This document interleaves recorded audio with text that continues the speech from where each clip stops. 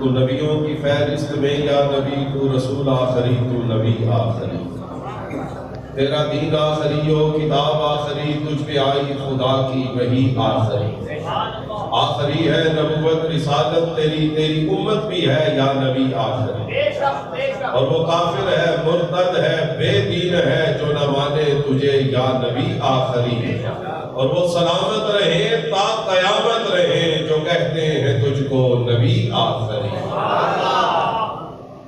قابل صد احترام واجب صد تعظیم حضرات گرامی قدر معزز و محترم محتشم سامعین،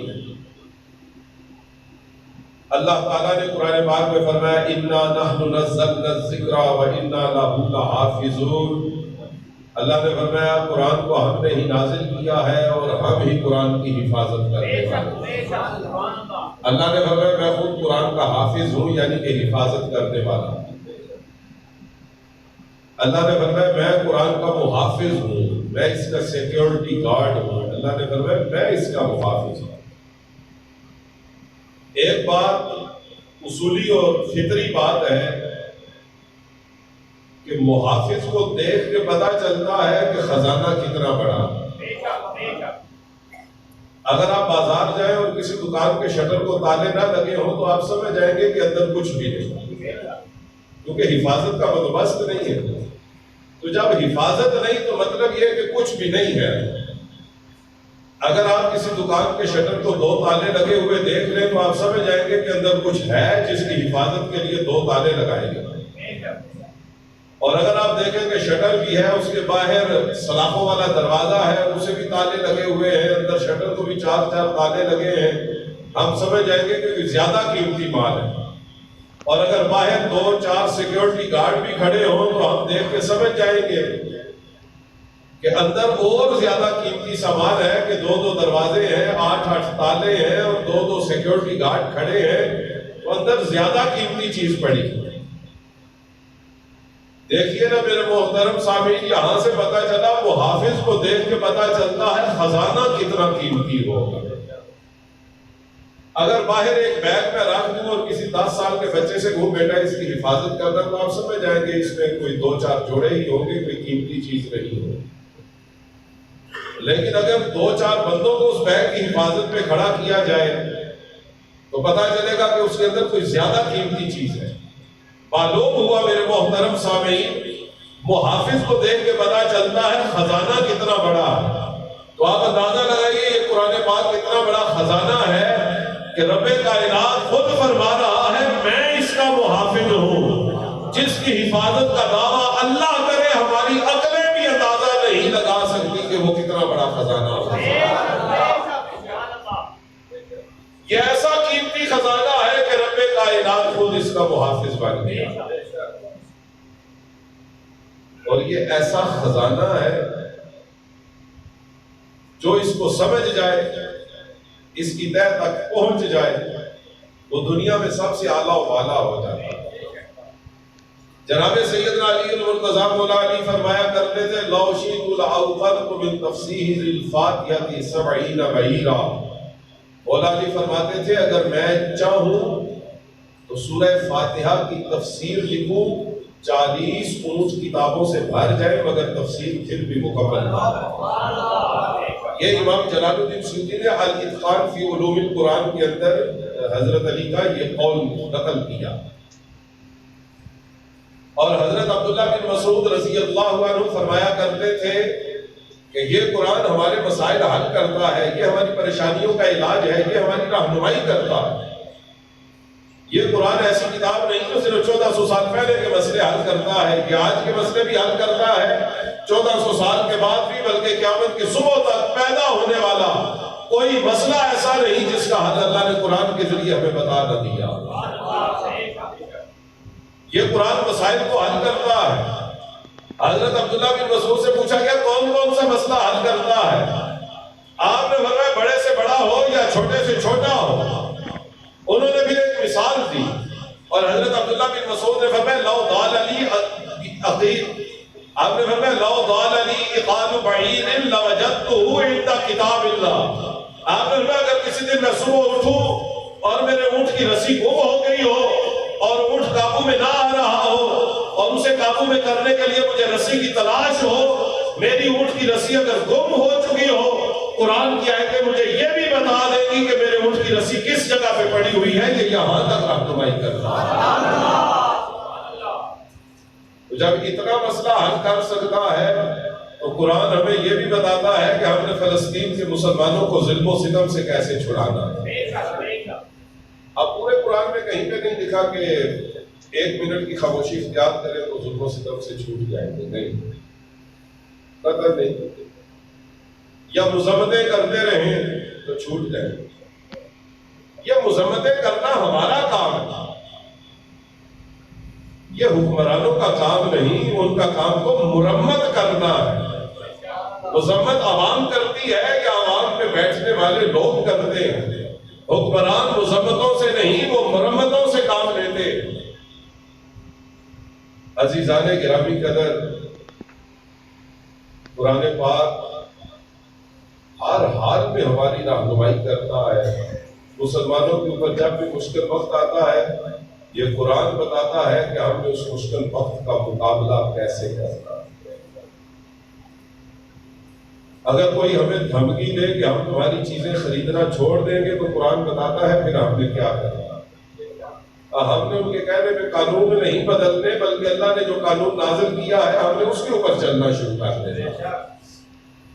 عزیزان گرامی قدر، یہ قرآن ہمیں بتاتا ہے کہ جب کوئی تمہارے بیرونی معاملات میں مداخلت کرنے لگے اور اگر تم اس کی بات نہ مانو تو وہ تمہیں تنگ دستی سے ڈرائے اور فقر سے ڈرائے، قرآن نے ہمیں بتایا کہ وہ کون ہے جو آپ کو آ کے ڈرائے کہ نہیں جی اگر آپ نے یہ کام نہ کیا تو ہم آپ کے کاروبار کو برباد کر دیں گے، آپ کی تجارت کو بند کر دیں گے۔ اللہ نے فرمایا الشیطان یعدکم الفقر، رب نے فرمایا یہ شیطان ہے جو تمہیں اس طرح کے ڈراوے دیتا ہے کہ معیشت بیٹھ جائے گی، تجارت میں خسارہ ہو جائے گا، یہ ہو جائے گا، وہ ہو جائے گا۔ اللہ نے فرمایا بل اللہ مولاکم، جب تمہارے اوپر یہ وقت آئے تم نے مجھ سے مدد مانگنی ہے، وَهُوَ خَيْرُ النَّاصِرِينَ، اور میں سب سے بہتر مددگار ہوں۔ اللہ نے فرمایا اس وقت تم نے میرے اس قانون کے اوپر عمل کرنا شروع کر دینا ہے جب غیر تمہیں ڈرانے لگے، دھمکانے لگے، دھمکیاں دینے لگے، ڈراوے دینے لگے، پھر میری اس کتاب کے اوپر عمل کرنا شروع کر دینا۔ وَأَنْتُمُ الْأَعْلَوْنَ، اور میرا وعدہ ہے میں صرف تمہیں ان کے اوپر نہیں پوری دنیا کے اوپر غالب کر دوں گا۔ اس کے اوپر عمل کرنا۔ الشیطان یعدکم الفقر، اللہ کرے صرف ان 3 لفظوں کی سمجھ آ جائے۔ الشیطان یعدکم الفقر، اللہ نے فرمایا یہ شیطان ہے جو تمہیں غربت اور تنگ دستی سے ڈراتا ہے۔ واللہ یعدکم مغفرۃ منہ وفضلا، اور اللہ نے فرمایا میں اس کے بدلے میں تمہیں بخشش کی بھی خوشخبری دیتا ہوں اور کاروبار میں اضافے کی بھی خوشخبری دیتا ہوں۔ شیطان ڈراتا ہے تنگ دستی سے، غربت سے۔ شیطان کہتا ہے دکاندار کو اگر جھوٹ نہیں بولو گے چیز کیسے بکے؟ شیطان کہتا ہے قسم نہیں اٹھاؤ گے تو گاہک کو یقین کیسے آئے؟ اور حضور نے کیا فرمایا؟ حضور نے فرمایا چیز بیچتے ہوئے قسم نہ اٹھاؤ، مال تو بک جائے گا مگر برکت ختم ہو جائے گا۔ فیصلہ تو ہم نے کرنا ہے کہ ہم نے شیطان کی بات ماننی ہے یا اللہ کے رسول کی بات ماننی ہے۔ یہ شیطان ہے جو دکاندار سے کہتا ہے کہ ملاوٹ نہیں کرو گے تو خسارے میں رہو گے، اور حضور نے کیا فرمایا؟ من غش فلیس منا، جو ملاوٹ کرتا ہے اس کا ہم سے کوئی تعلق نہیں ہو سکتا۔ اللہ نے فرمایا وفضلا، میں تمہیں خوشخبری دیتا ہوں کہ اضافہ ہوگا، برکت ہوگی، فضل ہوگا، تم خسارے میں نہیں رہو گے، تم گھاٹے میں نہیں رہو گے۔ ان الانسان لفی خسر، اللہ نے فرمایا واقعی انسان گھاٹے میں ہے۔ الا الذین آمنوا وعملوا الصالحات لہم اجر غیر ممنون، اللہ نے فرمایا جو لوگ ایمان والے ہوں اور نیک عمل کرنے والے ہوں انہیں میں ایسا صلہ دیتا ہوں، نہ وہ دنیا میں ختم ہونے کا نام لیتا ہے نہ وہ آخرت میں ختم ہونے کا نام لیتا ہے۔ آوازیں بلند کہیے سبحان اللہ۔ آپ سے گزارش کروں گا اس قرآن کو سمجھنا شروع کر دیں، یہ زندگی کے ہر موڑ اور ہر طور پہ ہماری رہنمائی کرتا ہے۔ اس نے کوئی مسئلہ ایسا نہیں چھوڑا جس میں اس نے ہمیں بیگار و مددگار کر دیا، نہیں۔ قرآن اپنے ماننے والوں کے سر کے اوپر سایہ فکر رہتا ہے۔ ہم نے تو صرف یہ سیکھا ہے کہ دلہن جب رخصت ہونے لگے تو اس کے سر کے اوپر قرآن کا سایہ ہونا چاہیے۔ بڑی حسین و جمیل رسم ہے ظاہری طور کہ قرآن کے نیچے ہم اپنی بیٹی کو رخصت کرتے ہیں۔ عزیزان محترم، ہمارے وڈیروں نے جب یہ کام شروع کیا تھا کہ قرآن کے سائے میں بیٹی کو رخصت کرنا ہے، انہوں نے صرف یہ تو نہیں کہا تھا کہ بس صرف رخصت کرنا ہے، یہ قرآن کے سائے میں بیٹی کو رخصت کر کے پرانے بزرگوں نے بچیوں کو یہ سمجھایا تھا کہ تمہاری زندگی کا ایک نیا دور شروع ہونے والا ہے، تم نے آگے جا کے بھی اپنی زندگی اس قرآن کے ماتحت رہ کے گزارنی ہے، تو اللہ تعالیٰ ہمیں تمہیں سکون و خوشیاں عطا فرمائے۔ تو بس ہم صرف جہیز کے اندر قرآن دے دیتے ہیں، چاہے نماز بھی دے دیتے ہیں، مگر اس کا پس منظر کیا ہے کہ جہیز کے اندر قرآن دینے کا مطلب یہ ہے کہ وہ قرآن کو پڑھنا بھی سیکھے اور اس کے اوپر عمل کرنا بھی سیکھے۔ اسی لیے علامہ اقبال نے فرمایا تھا تو نہ دانی سوزے قرأتے تو دیگر کو کرد تقدیر عمر را۔ علامہ اقبال نے فرمایا تھا میری قوم کی بیٹی، میری قوم کی ماں، میری قوم کی بہن، میری قوم کی دلہن اور بیوی، تو نہیں جانتی کہ اللہ نے تیرے قرآن پڑھنے کے اندر کتنی تاثیر رکھی ہے۔ علامہ اقبال نے فرمایا کہ بہن قرآن پڑھ رہی تھی، اللہ نے اس کے بھائی حضرت عمر کے مقدر کو بدل دیا تھا، ماں نے قرآن پڑھا تھا تو بیٹے سید عبد القادر جیلانی غوث اعظم نے استاد کے پاس جا کے پہلے دن 15 کے 15 سپارے زبانی سنا دیے تھے۔ ماں نے قرآن پڑھا تھا جس کا نام فاطمہ الزہرا تھا، تو بیٹے نے گردن کٹا کے نیزے پہ چڑھ کے کوفے کے بازاروں اور شام کے درباروں میں بھی قرآن کی آیتیں سنا۔ تو یہ دلہن کے سر کے اوپر قرآن رکھ کے جب ہم اسے اپنے گھر سے باہر نکالتے ہیں، یہ تو ہم کہتے ہیں روزانہ فون کر کے اوپر کی رپورٹیں ہمیں پہنچا دیں۔ اچھا کہ مرد نہیں کرتے، عورتیں تو اسی طرح کرتی ہیں۔ موبائل اس کے پاس ہونا چاہیے، روزانہ کی رپورٹر پارٹی ہونی چاہیے۔ ایسا کرنے سے بیٹیاں اجڑ سکتی ہیں، بس کبھی بھی نہیں۔ انہیں یہ سمجھانا چاہیے روزانہ کی باتیں برداشت کرنی ہے، چھوٹی چھوٹی باتیں ہمیں بتانے کی ضرورت نہیں، اپنے اندر صبر پیدا کرو، تحمل پیدا کرو، حوصلہ پیدا کرو۔ ماشاءاللہ میری بھی 4 بہنیں ہیں، 3 بیٹیاں ہیں۔ بہنیں ساری رخصت ہو گئی، ہم نے ان کو یہی تلقین کی ہے کہ روزانہ کی باتیں ہمیں فون کر کے نہیں بتانا، اگر وہاں پہ بسنا ہے اور آباد رہنا ہے باتیں برداشت کرو۔ بیٹیاں بھی جب ہوں گے انہیں بھی یہی بتایا جائے گا جب وہ اپنے اپنے گھروں میں جائیں گے۔ قرآن سر کے اوپر رکھنے کا مطلب یہ ہے کہ جو علامہ اقبال نے بات کی ہے کہ تو نہ دانی سوزے قرأتے تو دیگر گم کرد تقدیر عمر را۔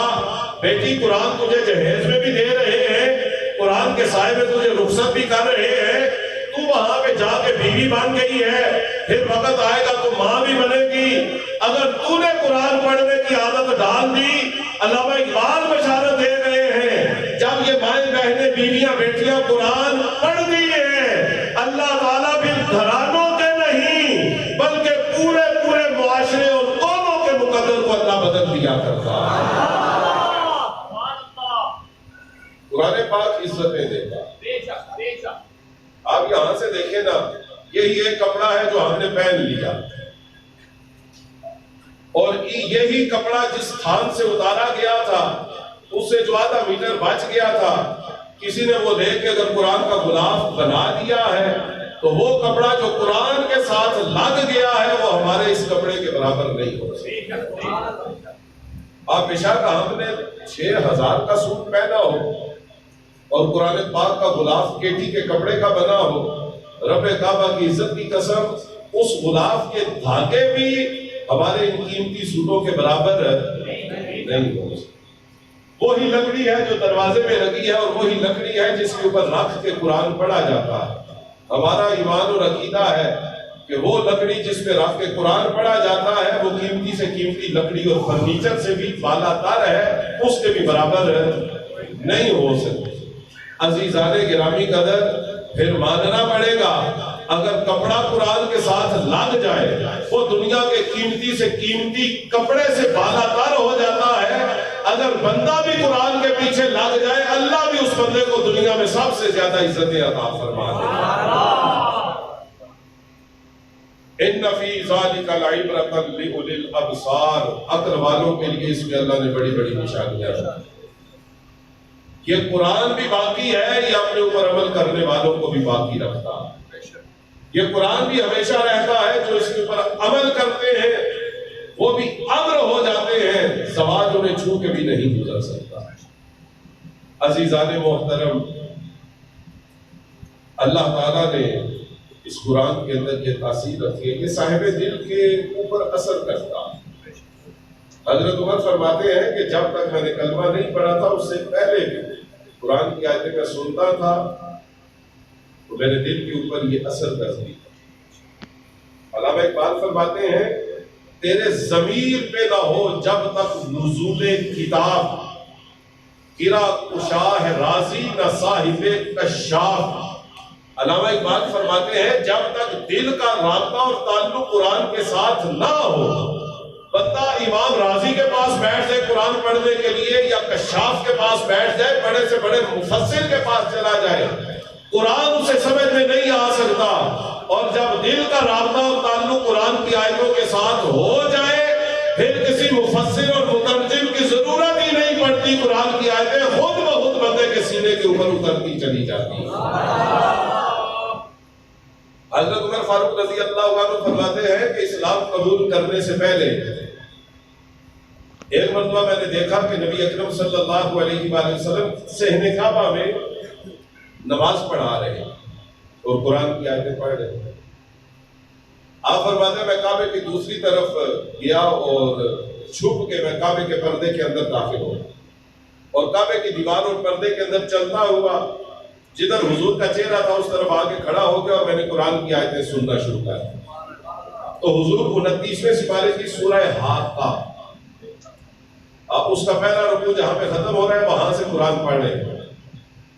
تو حضرت عمر فرماتے ہیں میں نے قرآن کی آیتیں سنی، الحاقہ وما الحاقہ وما ادراک ما الحاقہ کذبت ثمود وعاد بالقاریہ۔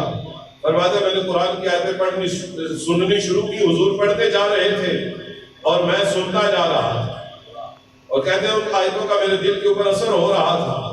تو حضرت عمر فرماتے ہیں میں دل کے اندر سوچنے لگا کہ یہ بڑی بہترین شاعری ہے، یہ کتنے خوبصورت اشعار ہیں، کیسی ان میں روانی ہے، تسلسل ہے، سلاست ہے۔ فرماتے ہیں میں دل میں سوچ رہا تھا کہ یہ کسی شاعر کا کلام ہے۔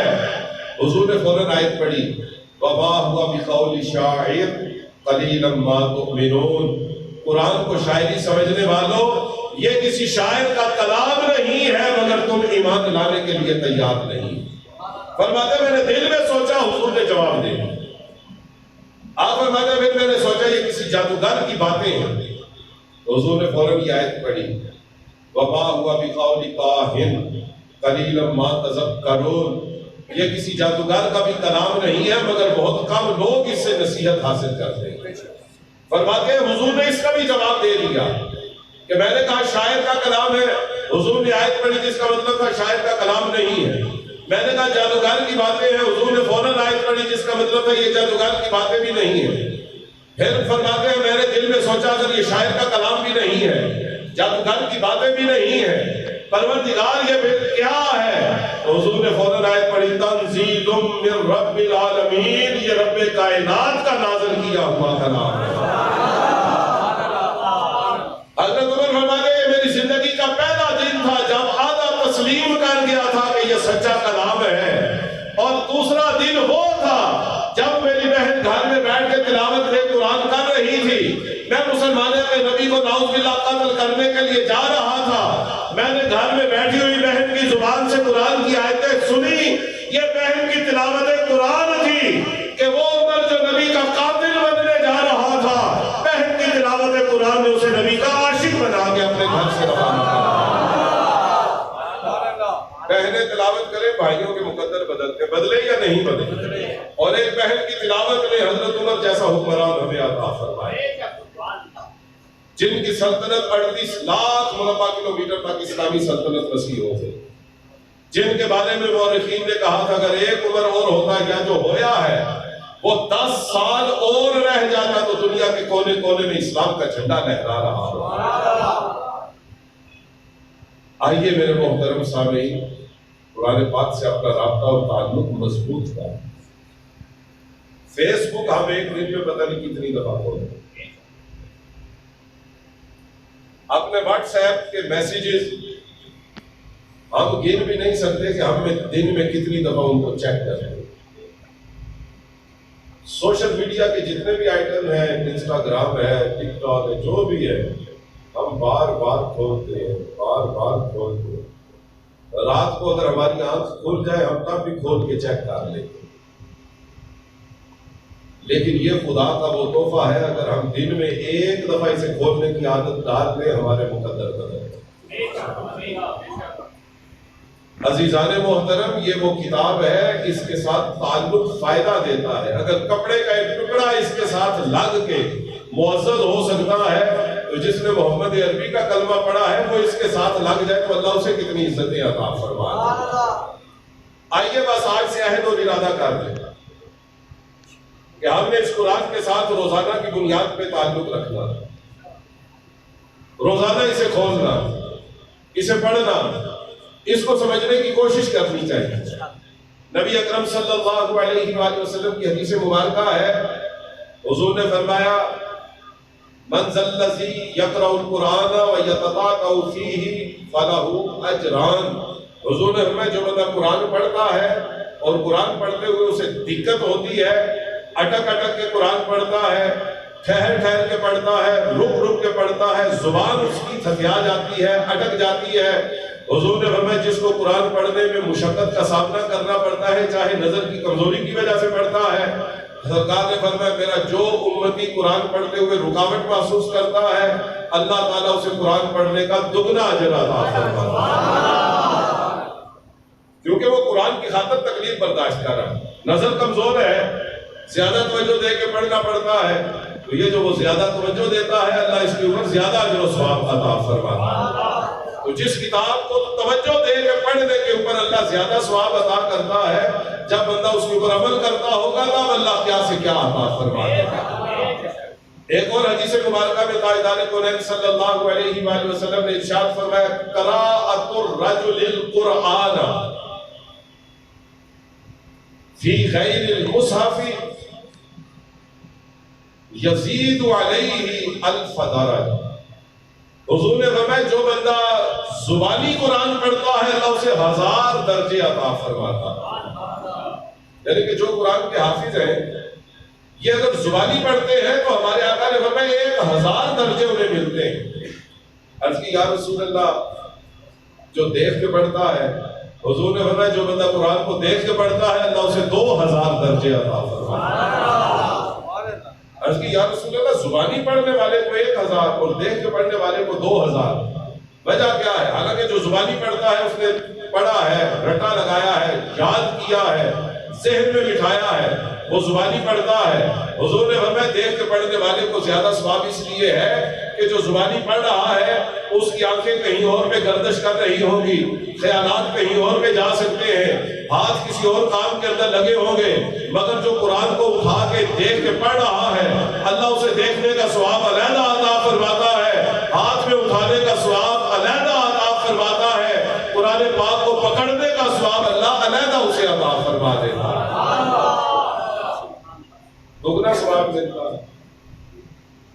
عصر حاضر کے ایک محقق نے کہا کہ جو بندہ موبائل سے دیکھ کے قرآن پڑھتا ہے اسے صحابہ سے بھی زیادہ ثواب ملتا ہے۔ اصل حدیث یہ ہے جو میں نے آپ کو سنا ہے کہ حضور نے فرمایا جو زبانی پڑھتا ہے اس کے لیے 1000 درجے ہیں، جو دیکھ کے پڑھتا ہے اس کے لیے 2000 ہیں، کیونکہ اللہ اسے دیکھنے کا بھی ثواب عطا فرماتا ہے، قرآن کو پکڑنے اور اٹھانے کا ثواب بھی عطا فرماتا ہے۔ یہ اصل حدیث ہے۔ اب حدیث مبارکہ تو یہ ہے، مگر ایک انجینئر نے کہا نہیں جو قرآن پاک کو موبائل سے دیکھ کے پڑھتا ہے اسے صحابہ سے ثواب زیادہ ملتا ہے، کیونکہ صحابہ کے زمانے میں قرآن اس طرح تھا نہیں لکھا ہوا، حالانکہ صحابہ کے زمانے میں لکھا ہوا قرآن تھا، لکھا جاتا تھا، جو جو چیز میسر آتی تھی اس کے اوپر قرآن پاک لکھا جاتا تھا، کاغذ بھی کہیں نہ کہیں سے میسر آ جاتا تھا، چمڑے کے برق مل جاتے تھے، قرآن پاک مختلف جگہوں میں جس چیز کے اوپر اس زمانے میں لکھائی کی جاتی تھی اس کے اوپر قرآن پاک لکھا ہوا تھا، یہ پہلی بات۔ اور دوسری بات یہ کہ ہمارا قرآن پڑھنا اور صحابہ کا قرآن پڑھنا زمین و آسمان کا فرق ہے۔ سب سے بڑی بات یہ ہے میرے محترم سامعین، ہم لکھا ہوا قرآن دیکھ کے پڑھتے ہیں، صحابہ کرام چہرہ مصطفیٰ کو دیکھ کے قرآن کی تلاوت کی ہے، لہذا ہماری تلاوت کہاں اور صحابہ کی تلاوت کہاں۔ ایک مرتبہ حضور نے حضرت ابو موسیٰ اشعری رضی اللہ عنہ سے کہا، اے ابو